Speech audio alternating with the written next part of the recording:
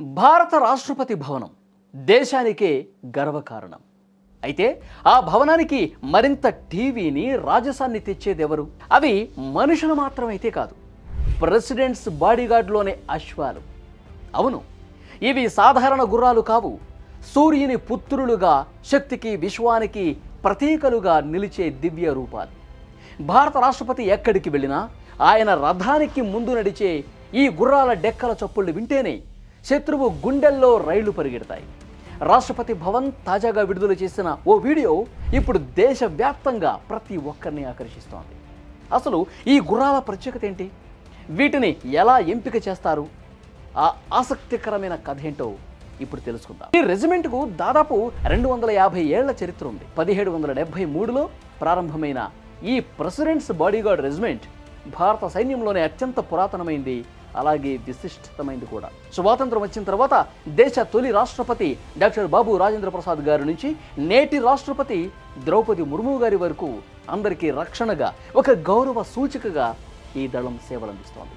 ఇది కేవలం ఒక మిలిటరీ యూనిట్ మాత్రమే కాదు, భారతీయ సంస్కృతికి, సార్వభౌమాధికారానికి ఒక సజీవ సాక్షి. మరి ఈ దళంలోకి ఏ గుర్రం పడితే అది రాగలదా? అస్సలు కుదరదు. దీని ఎంపిక ప్రక్రియ చాలా కఠినంగా ఉంటుంది. ఎత్తు, ఆరోగ్యం, శరీర ఆకృతి, స్వభావం, ఇలా ప్రతి విషయంలో కూడా ది బెస్ట్గా ఉంటేనే దీనికి అర్హత లభిస్తుంది. ముఖ్యంగా ఇందులో 3 రంగుల గుర్రాలకు మాత్రమే స్థానం ఉంటుంది: బే హార్స్, డార్క్ బే హార్స్, గ్రే హార్స్. రాష్ట్రపతి కాన్వాయ్ వెళుతున్నప్పుడు ముందుగా గ్రే కలర్ గుర్రాలు, వెనుక డార్క్ కలర్ గుర్రాలు వెళ్తాయి. అది ఒక నిబంధన.